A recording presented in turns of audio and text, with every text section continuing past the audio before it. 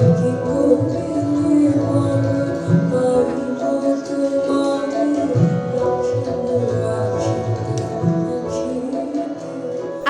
জীবনের দীর্ঘ পথ চলার, ১৬ বছরের তরুণ কবি থেকে ৮০ বছরের মহাকবির যাত্রার।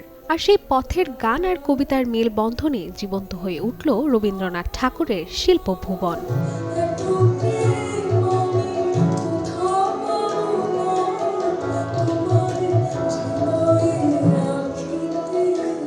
গেল শুক্রবার সন্ধ্যায় রাজধানীর ধানমন্ডির বেঙ্গল শিল্পালয়ে অনুষ্ঠিত হয় ব্যতিক্রমী এই সুরের আসর যাত্রাপথের আনন্দগান, যেখানে প্রথিত যশা রবীন্দ্রসঙ্গীত শিল্পী ফাহিম হোসেন চৌধুরী এবং এই প্রজন্মের গুণী শিল্পী সঞ্চিতা রাখির কণ্ঠে ঝরেছে রবি ঠাকুরের কালজয়ী সব গান।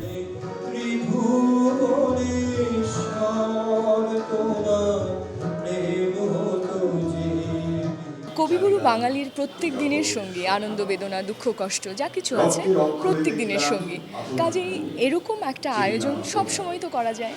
আর এই সময়ে দাঁড়িয়ে কবিগুরু কাজী নজরুল ইসলাম এবং আমাদের ৩ কবি, এই সবই তো আমাদের আশ্রয়। এই সব কিছু থেকে আমরা উদ্দীপনা পাই, আমরা শক্তি পাই, আমাদের মনন তৈরি হয়।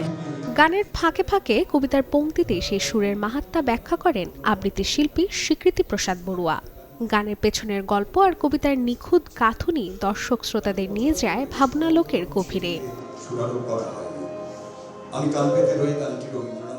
সংস্কৃতি এখন সত্যি বলতে অনেকটা হারিয়ে যাচ্ছে, কিন্তু আমরা যারা কয়েকজন সংস্কৃতির সাথে আছি তাদের জন্য এটা আসলে খুব দরকার, কারণ এটাই আনন্দের একটা জায়গা।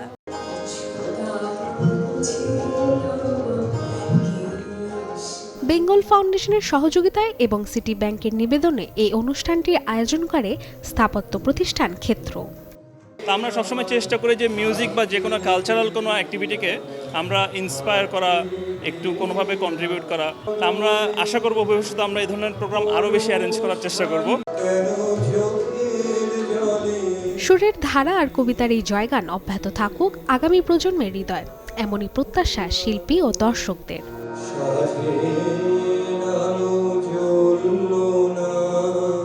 রাশিকা হোসেন, চ্যানেল 24, ঢাকা।